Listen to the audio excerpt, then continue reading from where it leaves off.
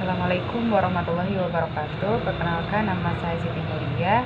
Saya dari Fakultas Tarbiyah dan Keguruan Prodi Pendidikan Agama Islam kelas 2I.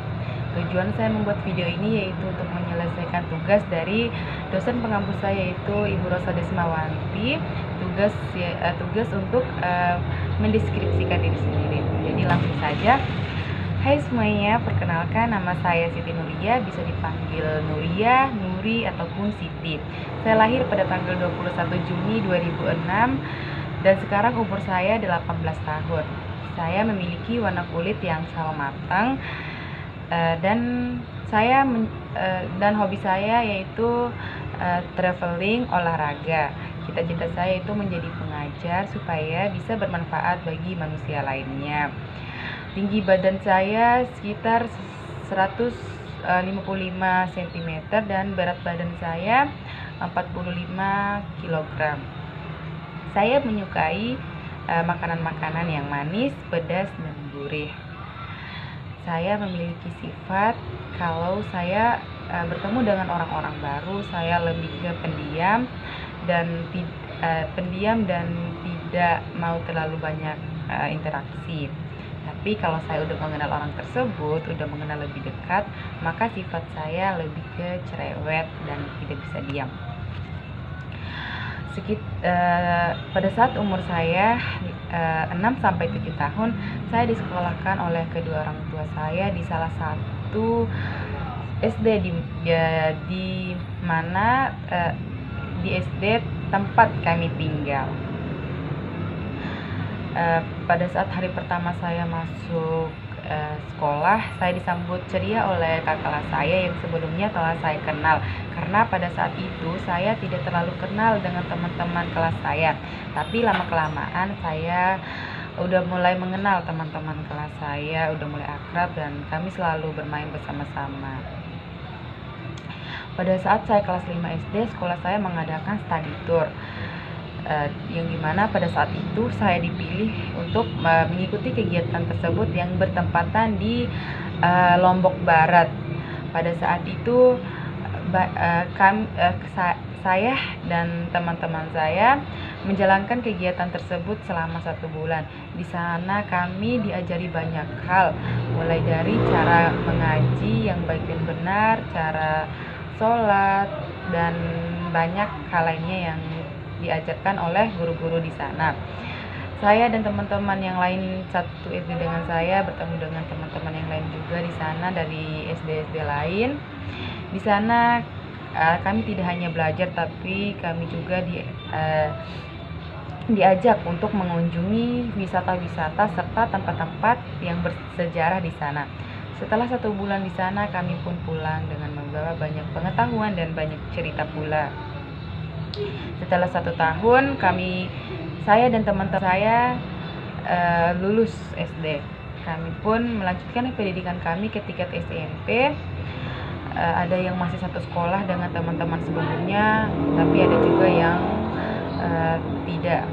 Saya sendiri disekolahkan oleh kedua orang tua saya di pondok pesantren.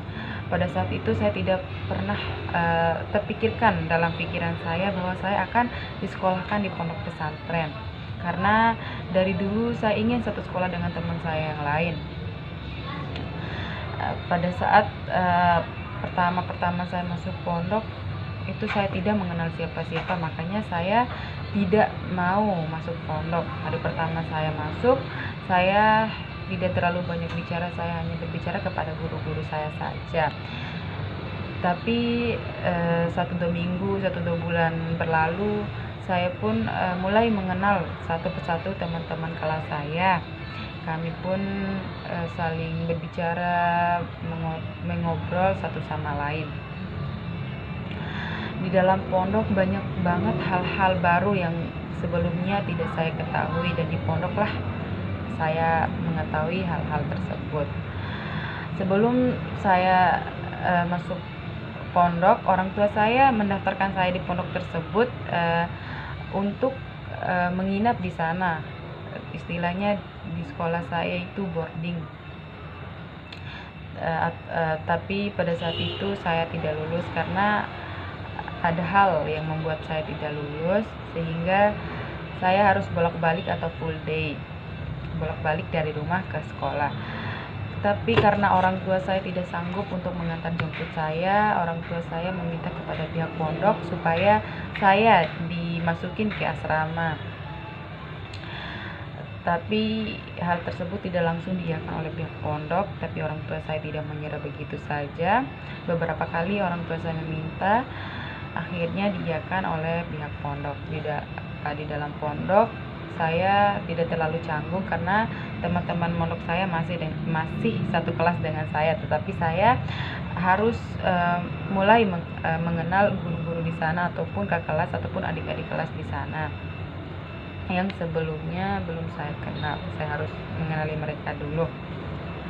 Selanjutnya di dalam pondok saya mendapatkan banyak banget ilmu-ilmu pengetahuan, baik itu ilmu akhirat ataupun ilmu duniawi. Di dalam pondok saya hanya sekitaran 2 sampai 2,5 tahun karena pada saat itu terjadinya virus corona, sehingga kami harus dipulangkan ke rumah masing-masing. Pada saat itu saya merasa senang karena saya udah bosan di pondok, saya ingin keluar. Dan pada saat itu kami mulai melakukan pembelajaran secara daring. Tapi lama-kelamaan pelajaran online ini membuat saya tidak nyaman karena banyak sekali tugas dan banyak juga mata pelajaran yang saya tidak mengerti. Pada saat itu saya sangat-sangat stres. Saya meminta kepada orang tua saya ketika saya SMA nanti saya tidak ingin lagi masuk ke dalam pondok.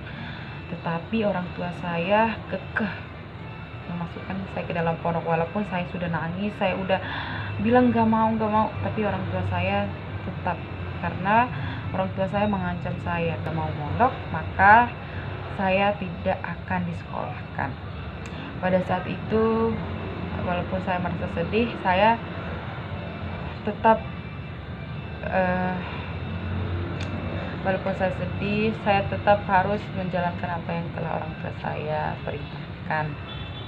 Pada saat masuk SMA saya tidak terlalu canggung karena kebanyakan teman-teman SMA saya yaitu teman-teman saya waktu SMP dulu. Jadi pada saat masuk saya tidak terlalu canggung.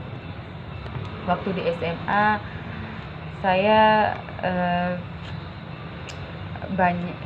saya banyak mendapatkan ilmu-ilmu baru, ilmu pengetahuan baru yang pada saat SMP belum saya dapatkan. Pada saat di SMA ada 2 jurusan, yaitu jurusan diniyah atau Islam, jurusan agama gitu, dan jurusan kedua yaitu jurusan umum atau jurusan lebih ke MIPA.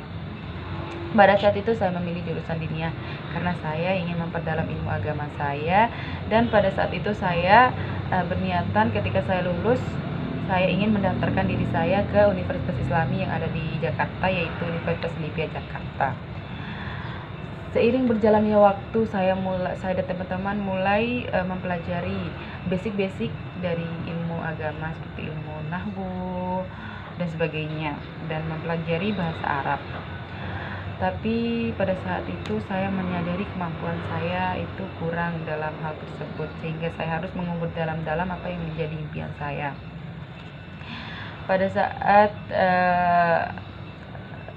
mulainya pendaftaran mahasiswa baru, saya mengikuti seleksi nasional berdasarkan tes atau SNBT, yaitu di universitas salah satu universitas di NTB. Saya memilih 2 jurusan. Yang pertama saya memilih jurusan teknik pertanian, yang kedua bahasa Indonesia kalau tidak salah. Di situ saya juga ambil mendaftarkan diri saya di Universitas Islam Negeri Mataram. Di situ saya memilih prodi Pendidikan Agama Islam. Pada saat hari pengumuman saya dinyatakan lulus di universitas yang dimana sebelumnya saya telah mendaftarkan diri saya yaitu dengan jurusan teknik pertanian, dan di situ saya lulus. Tetapi sayangnya saya tidak lulus di Universitas Islam Negeri Mataram. pada saat itu saya tidak bisa melanjutkan pendaftaran ulang saya di universitas yang dimana saya lulus tersebut karena beberapa hal. Jadinya setelah saya dinyatakan tidak lulus di UIN, saya melanjutkan pendaftaran ulang di UIN Mataram dengan jurusan yang sama, karena pada saat itu saya merasa saya memiliki basic dari ilmu agama walaupun tidak banyak. Makanya pada saat itu saya tetap memilih untuk mendaftar di UIN dengan jurusan yang sama. Sekian cerita atau mendeskripsikan diri saya sendiri.